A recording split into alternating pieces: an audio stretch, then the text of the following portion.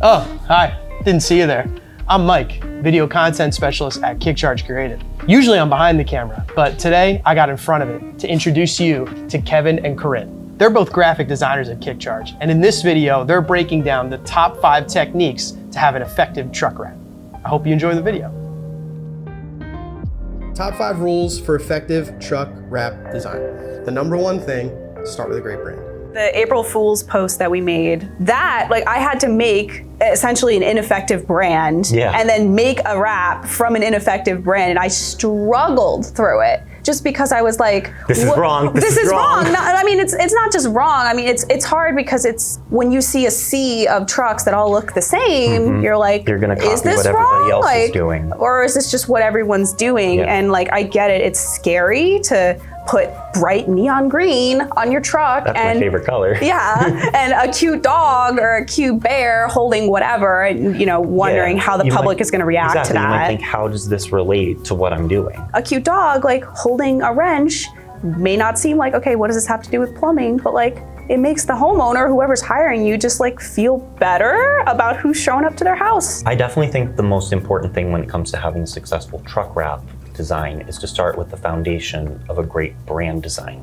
Some that come to mind are definitely Honey Dudes. McCawsome, you got all those background elements. Off the top of my head, I'm just thinking of like Spot On or things like Binksy, where the design itself is a little bit more understated. Understated, yeah. We get the wrap first and then we build everything from the wrap. So the wrap kind of establishes that baseline of like, how far can we go? But it's fun when we have a lot of stuff to work with, because even like new ideas come out in the brochures and the other various things that we make for each brand that may not appear on the truck wrap, but we see it and we're like, you know what? Like, what if we took, for Absolute Aluminum, right? We took the flowers from the logo badge and we added it to various parts of the different collateral. But it became a motif. It became a motif, and having those things on the truck wrap, but also on just like brochures and everything, it just sets you apart from everyone else. It does. It definitely sort of creates the full picture. You look at someone with a white van with some vinyl sticker letters slapped on it,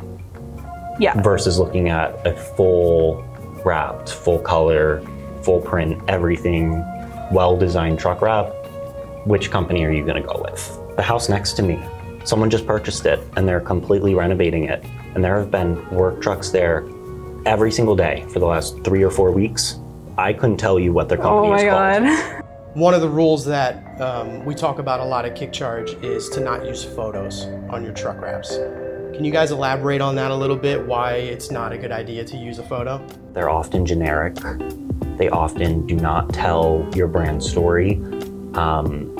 Having a simple picture of an HVAC unit on your truck isn't doing anything for you. You're an HVAC company, of course, you fix HVAC units. Like, why is that? It's a little generic. It doesn't really send a message of this is why you should hire us. They're usually pixelated. Right, that's a big issue too. Not quality photos get blown up on a wrap and then look bad. Even worse than that is when there's multiple pictures. Oh, and they're like competing. Truck wraps are moving billboards. There's not a lot of time for a potential client to see it, a potential customer to take in your brand message if there's so many elements competing. Using graphic elements are definitely a more successful technique in creating a successful wrap than using a photo. Because then it's just more cohesive if your logo is like an illustrated thing. If we were to put photos next to our like illustrated concepts and mascots and whatnot, it would just look so out of place because everything's illustrated. It's just like, a good example of this is mainline plumbing. Instead of having like a photo of water, they have this great pattern where they utilize water droplets across the whole wrap.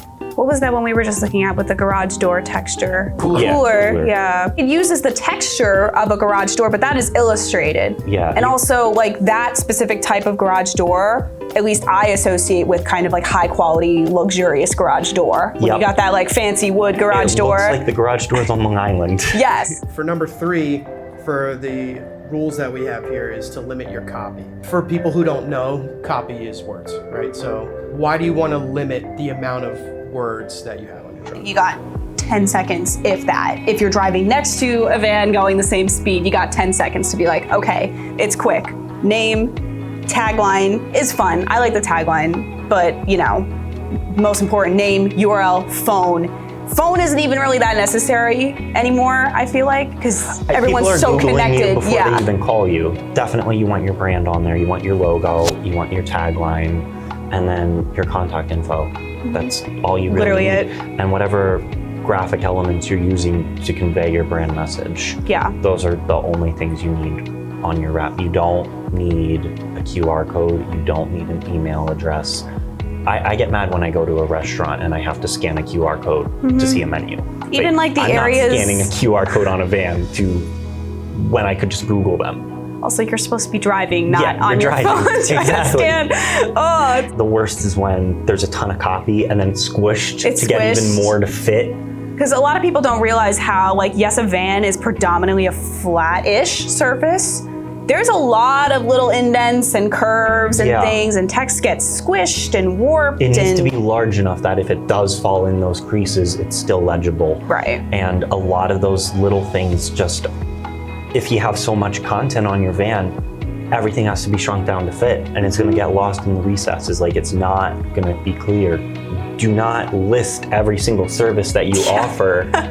Do not list every single area that you service. There's no need for it. It's clear what you do based on your brand. Yes. Or it should be, at least. And if you see the van, they service your area. Right, there's that too. And what's interesting too is that, like, if you're Googling a company because we're gonna put in quotes, don't have the information you wanna know, then you're getting yourself a lead without even really trying. You have less information on your van. So if they're going to your website to search you, then they'll find out more, and then that's your lead there. Less is more, because then people are searching you up, and then they're seeing your portfolio and your website. And so the fourth thing we have is design to stand out. If you guys could maybe just elaborate a little bit on why standing out is so important, and what kind of specific things that you guys do when you're designing a truck wrap that you know is going to help that truck to stand out. It's scary.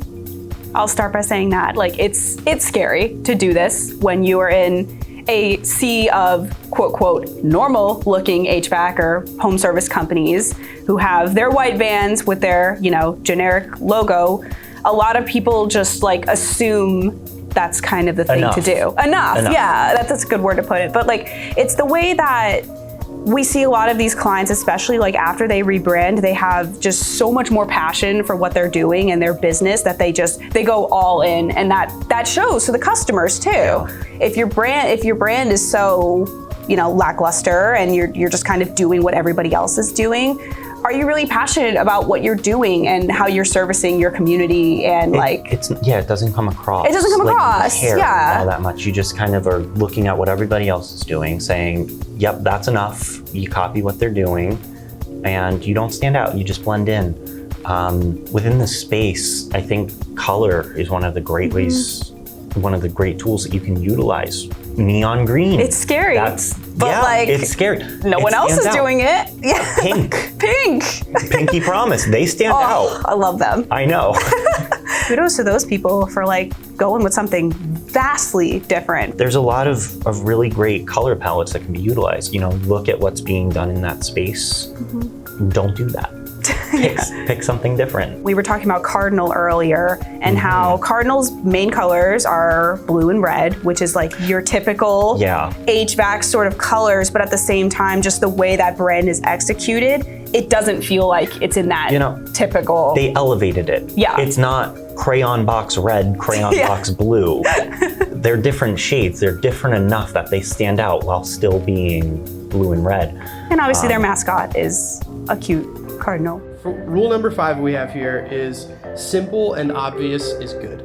Sometimes the mascots are like literally the name of the company. Like I'm still looking at Whale Done and Fetch-A-Tech, like Fetch is a dog. It's a callback, yeah. So I feel like, again, that's obvious, and that creates that connection instantly without really trying. And that's definitely a great way to keep it simple, to keep things related, to keep it clear.